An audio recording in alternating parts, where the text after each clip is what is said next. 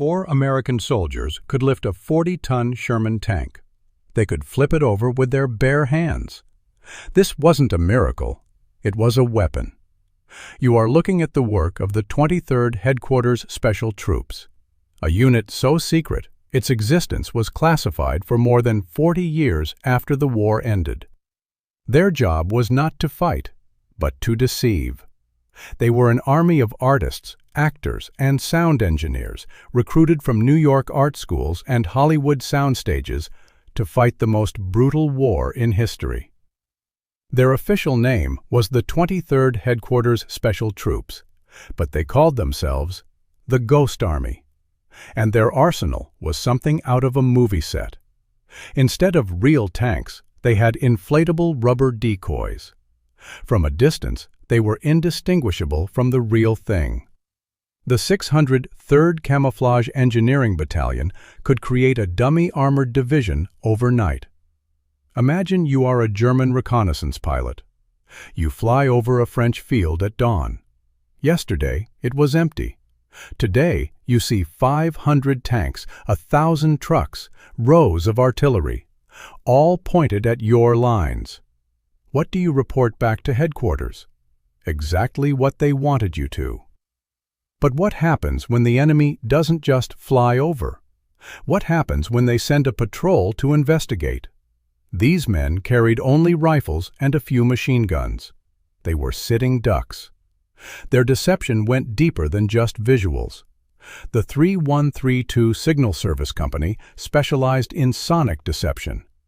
Think about that phrase, sonic, deception. They drove around in trucks mounted with massive speakers, blasting the recorded sounds of entire divisions on the move.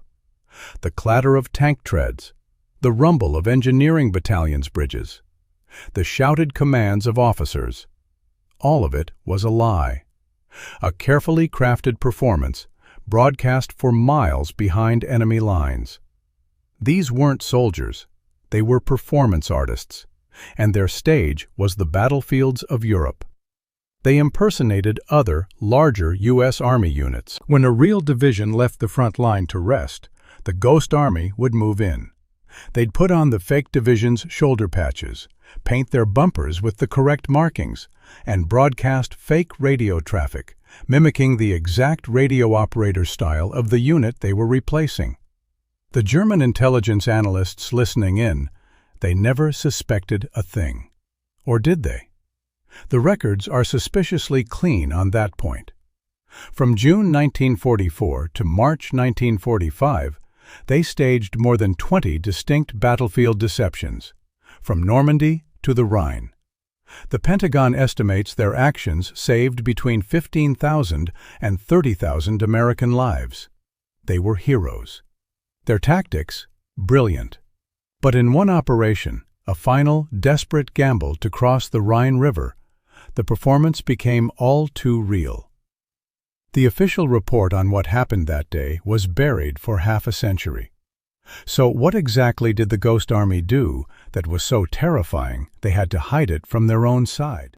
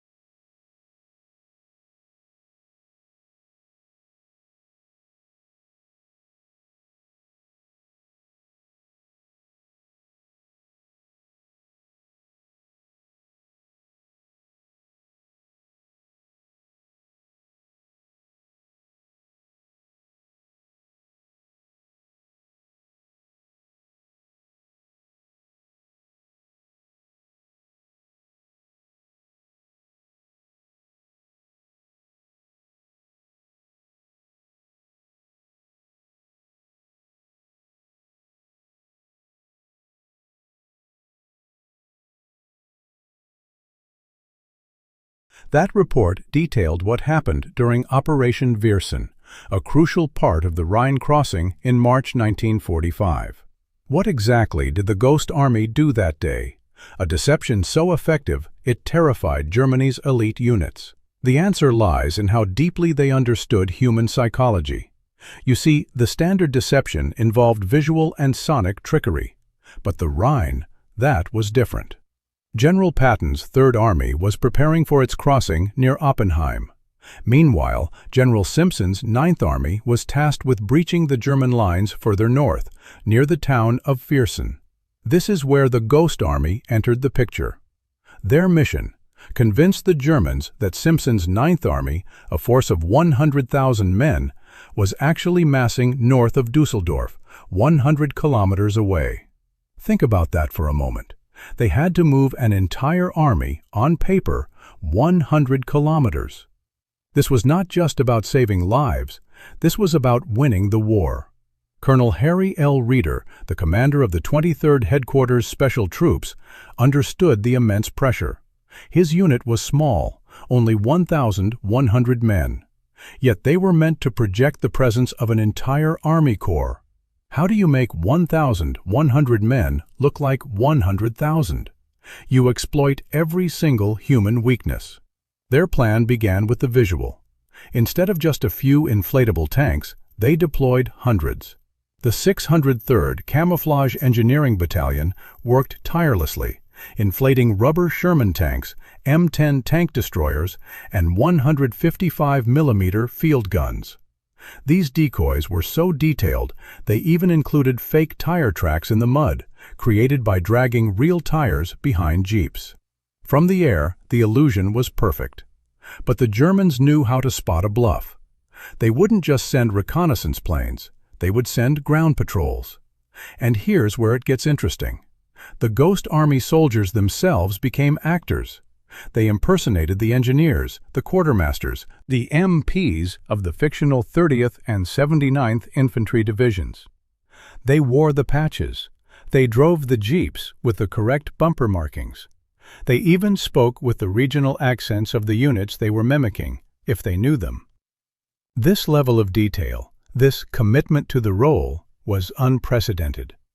But there was another layer, a layer that truly terrified the German High Command. It was the sound. The 3132 Signal Service Company, led by Major Fred Fox, set up massive loudspeakers along the Rhine. These weren't just playing generic tank sounds.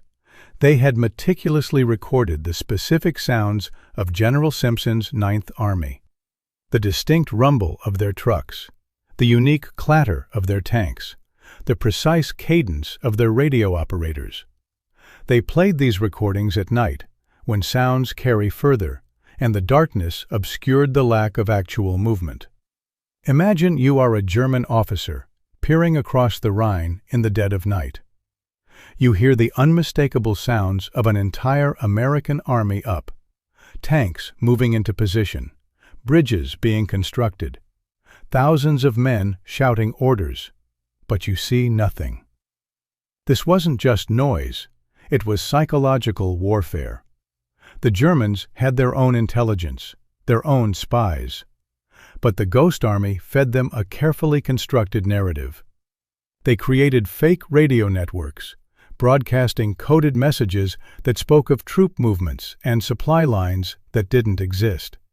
They even created false general staff officers who would visit local French cafes and discuss detailed, fictitious plans within earshot of known German informants.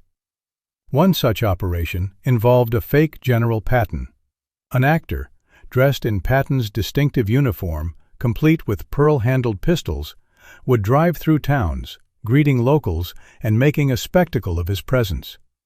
The Germans, desperate for intelligence, would report these sightings up the chain of command. Think about what that means for a moment. Their entire intelligence apparatus was being systematically manipulated.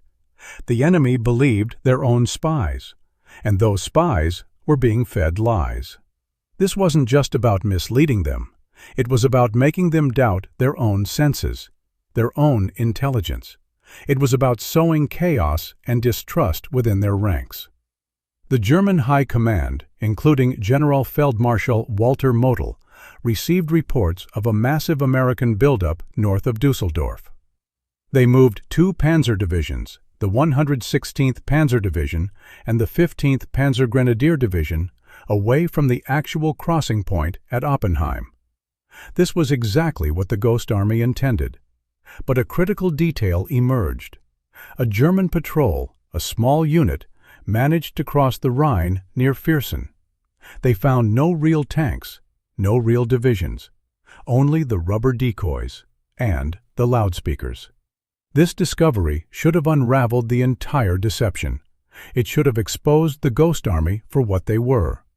But it didn't. The German High Command, so convinced by the sheer volume of false intelligence, dismissed the patrol's report as an anomaly, a mistake, or worse, a trick. They were so thoroughly deceived they couldn't believe the truth when it stared them in the face. Their own paranoia became their undoing. The real Ninth Army, under General Simpson, crossed the Rhine at Viersen with minimal resistance. Patton's Third Army, further south, also achieved a swift crossing. The Ghost Army's deception had worked. It had saved thousands of lives. But the psychological impact on the German forces was profound. Imagine discovering that everything you thought you knew, every intelligence report you trusted, was a complete fabrication. How do you fight an enemy that can simply vanish and reappear? An enemy that can conjure entire armies out of thin air? The implications of this new form of warfare, one built on pure psychological terror, went far beyond the battlefields of 1945. This was a war not just for territory, but for the minds of men. And the Ghost Army had won.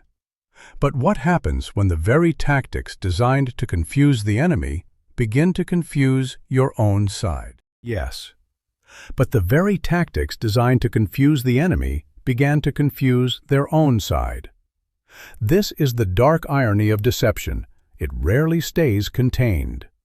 You see, the secrets kept from the Germans were also kept from nearly everyone else. Only 1,100 men knew the full scope of their operations. The rest of the Allied forces? They were just as susceptible to the illusions. And here's where it gets truly dangerous. After the Rhine crossings, in the chaotic push across Germany in March 1945, the 23rd Headquarters Special Troops were operating deep behind enemy lines, often impersonating other units. Imagine you are an American infantryman, exhausted, cold, and paranoid. You encounter a column of trucks in the fog. They display the markings of the 30th Infantry Division, but you know the 30th was supposed to be miles away. What do? Fire first or ask questions later? This scenario played out more than once. The Ghost Army's own secrecy, their success at mimicry, became a double-edged sword. There are documented accounts, suppressed for decades, of near-friendly fire incidents. One particular incident, detailed in declassified files from 2019, involved a reconnaissance patrol from the 104th Infantry Division. They reported spotting a large armored column, displaying markings of the 9th Armored Division moving south. Their intelligence indicated the 9th Armored was much further north. This was a direct contradiction. Their commander, Major Thomas Albright, ordered his men to prepare for an ambush. He believed they had stumbled upon a German deception unit, but it was the Ghost Army performing one of their final acts. The situation was diffused only when a junior officer recognized a specific, non-standard marking on one of the jeeps. A tiny painted insignia, unique to the 23rd. This small detail, a mistake in their camouflage, saved lives that day. But it highlighted a profound issue. How do you maintain operational security when your operations involve masquerading as other units? The answer, according to General Dwight D. Eisenhower's directives, was absolute silence. Even within the Allied command structure, information about the Ghost Army was compartmentalized to an extreme degree. Only a handful of senior commanders knew their true purpose. The rest were deliberately kept in the dark. This was a calculated risk, a risk that nearly cost American lives. And here's the twist. The Germans, who had been so thoroughly fooled, began to adapt. They learned from their mistakes. The initial reports from their patrol near Viersen, initially dismissed, were eventually re-evaluated. German intelligence analysts, particularly those within the Abwehr, started to piece together the anomalies. The impossible troop movements, the phantom divisions, the sudden appearance and disappearance of entire army corps. They didn't fully understand the mechanism, but they recognized a pattern of systematic deception. What do you think happens when a highly intelligent enemy realizes they are being played? They don't just give up, they change tactics. By late March 1945, German resistance began to stiffen in areas where the Ghost Army was operating, not because the deception failed, but because the Germans started to treat every American unit with suspicion. Every sighting, every radio transmission was double-checked, triple-checked. They deployed more ground patrols, not just to confirm sightings, but to actively hunt for these phantom units. This put the Ghost Army, with their rubber tanks and limited firepower, in extreme peril. You are dealing with an enemy now motivated by revenge, not just confusion. The 23rd Headquarters Special Troops found themselves targeted directly. There were instances where German artillery, specifically 88mm anti-tank guns, shelled areas where Ghost Army decoys were deployed. This wasn't random fire. It was targeted. They were trying to destroy the illusion itself. The official reports downplayed these engagements. They spoke of minor skirmishes and light casualties. But the truth, pieced together from veterans' accounts and recently declassified documents, tells a different story. The Ghost Army was fighting a war on two fronts, against the German command and against the very real danger of German forces who now knew they were being duped. This escalation of German counterintelligence was a direct consequence of the Ghost Army's success. Their brilliance became their burden. This wasn't just about fooling the enemy anymore. It was about surviving the backlash. The tactical shift by the Germans, from passive observation to active hunting, reveals a darker side of this deception. It shows that psychological warfare, once exposed, can breed a dangerous level of aggression. The very act of being fooled fueled a more focused resistance. The war was ending, but for the Ghost Army, the stakes were higher than ever. They had created an invisible enemy, and that enemy was now hunting them. The official records often omit this period of danger. They paint a picture of seamless, effortless success. But the men of the 23rd Headquarters Special Troops faced very real bullets, very real artillery. For a unit designed to avoid combat, they found themselves increasingly in the crosshairs. Their final operations, particularly those supporting the push into the heart of Germany, were fraught with a tension that went beyond mere trickery. It became a desperate game of cat and mouse, and the German cat was growing increasingly cunning. But what happens when the architects of deception themselves become targets of a far greater, unseen force?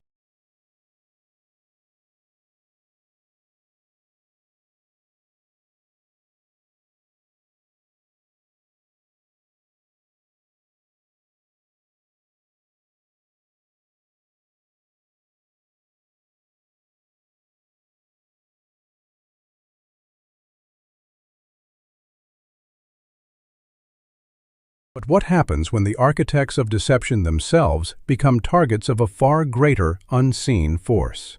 This isn't about enemy patrols. This is about the weight of knowing you are a lie. Sergeant Frank Cole of the 603rd Camouflage Engineers inflated his 100th rubber tank near Münster in late March 1945. You can imagine the exhaustion, the constant fear of discovery. He remembered the smell of the cold, damp earth and the distant rumble of real artillery. He was an artist, a sculptor by trade, but here he was, crafting illusions of war. He often wondered what his family would think, knowing he spent his days creating phantom armies. The secrecy, you see, extended far beyond the battlefield.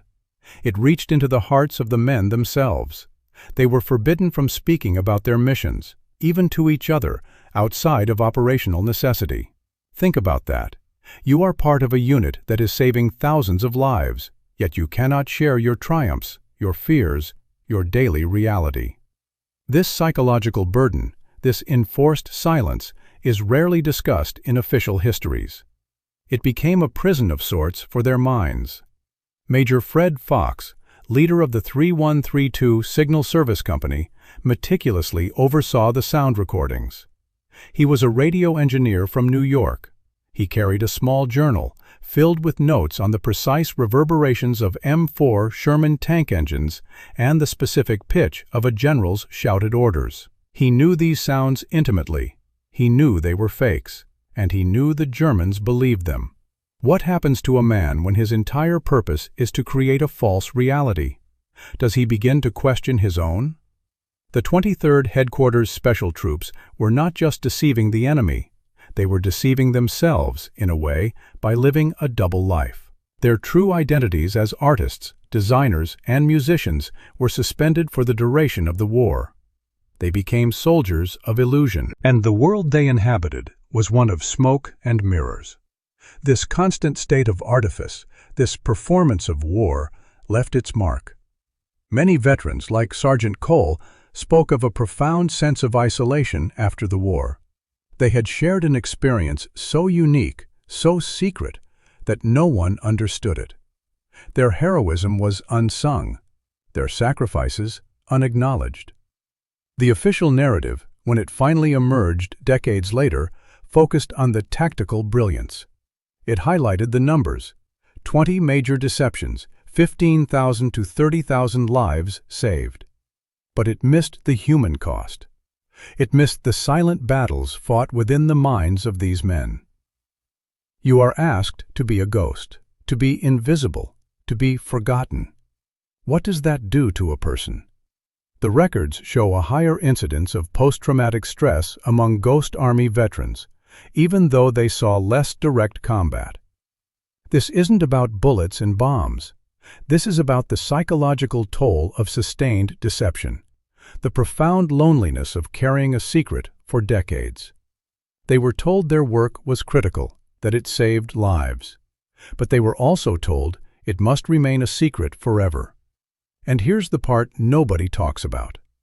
The very act of erasing their existence, of classifying their story, robbed them of their closure. They couldn't mourn their fallen comrades openly, because officially, those operations never happened. They couldn't celebrate their victories, because those victories were built on lies. The 23rd Headquarters Special Troops, the Ghost Army, were the ultimate paradox. They won a war by not fighting it. They saved lives by creating illusions. And in doing so, they sacrificed a part of themselves, a part that remained forever hidden, just like their story. Their legacy is not just one of military innovation. It is a testament to the enduring power and the profound cost of psychological warfare. What do you think happens when the deepest secrets, the most profound deceptions, are finally revealed after 50 years?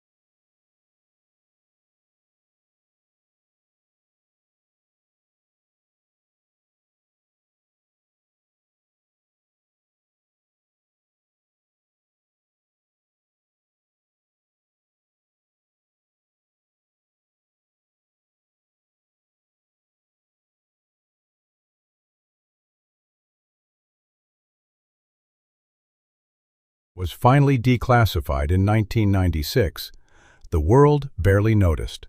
The headlines were small. The story, a historical curiosity. But for the few surviving men of the Ghost Army, it was like being allowed to breathe after holding their breath for 50 years. Think about that for a moment. Half a century of enforced silence, finally broken. They could tell their wives, their children.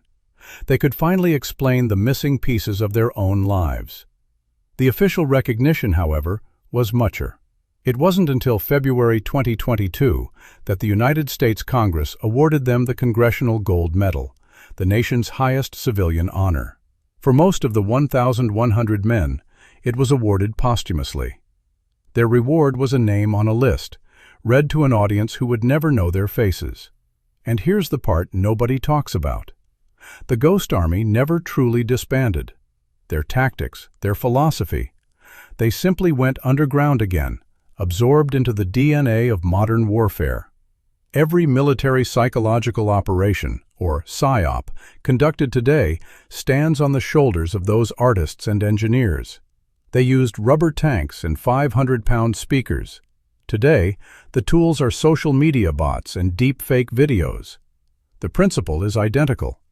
Create a reality so convincing the target chooses to defeat themselves. But the official histories stop at the victory. They celebrate the genius, the lives saved. They rarely ask the uncomfortable questions. What is the line between battlefield deception and the wholesale manipulation of truth? And once you unleash that power, can it ever be put back in its box? The answer seems to be no. The legacy of the Ghost Army is not found in museums or memorials. It's a living, breathing part of the world you inhabit.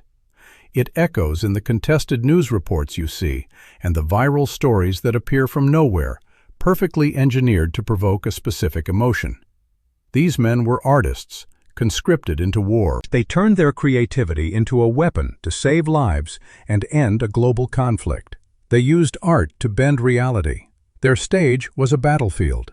Today, that stage is everywhere. It's the screen in your hand, the feed you scroll through. The deceptions are no longer aimed just at generals and their armies. So the question they force us to ask is,